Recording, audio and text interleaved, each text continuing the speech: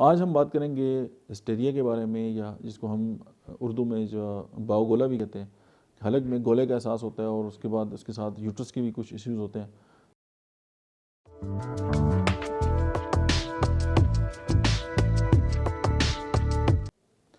بسم اللہ الرحمن الرحیم، السلام علیکم۔ میرا نام ڈاکٹر احمد اعجاز ہے اور ہومیوپیتھک کی ہم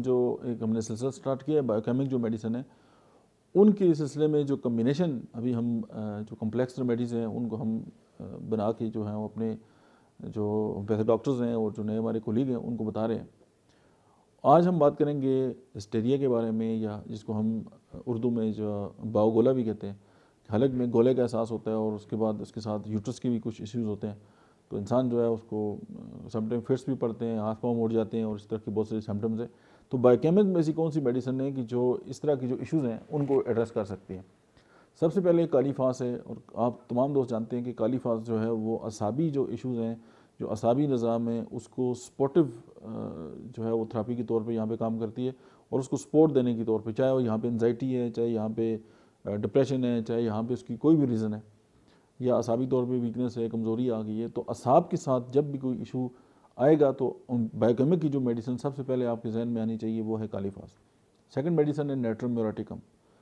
اب ہماری جو باڈی ہے اس کے اندر جو ہمارے ریفلیکس ایکشن ہیں وہ، یا ہماری جو باڈی ہے اس کے اندر جو ایک نرو امپلسز جو ہیں وہ جو چلتی ہیں، اس کے اندر جو ہے وہ سوڈیم کلورائڈ کا بہت بڑا عمل دخل ہے، جسے ہم نیٹرم میوراٹیکم کہتے ہیں، اور کلکیریا فاس جو ہے۔ کلکیریا فاس اور یہ جتنی بھی میڈیسن ہیں آپ ان کو جو ہیں وہ 12 ویکس میں لیں، اور ان کی 4 ٹیبلٹس جو ہیں وہ دن میں 3 سے 4 بار استعمال کریں۔ ہسٹیریا جو ہے اس کے سمٹمز جو ہیں وہ سبسائڈ ہونا سٹارٹ ہو جائیں گے، اور اس کے لیے ضروری نہیں ہے کہ آپ باقی طریقہ علاج چھوڑ دیں اور صرف اسی کو لے کے بیٹھ جائیں۔ اگر آپ پیشنٹ ہیں اور آپ اپنے لیے اس کو استعمال کرنا چاہتے ہیں تو سب سے امپورٹنٹ یہ ہے کہ آپ کسی ہومیوپیتھک ڈاکٹر کے مشورے سے اس کو استعمال کریں، اور آپ جو باقی میڈیکیشن ہے اس کے ساتھ اس کو ہیلپنگ جو ہے وہ میڈیسن کے طور پہ بھی استعمال کر سکتے ہیں، کیونکہ کوئی بھی ڈاکٹر یا کوئی بھی طریقہ علاج جو ہے اس کے جو بیسک جو مقصد ہے وہ یہ ہوتا ہے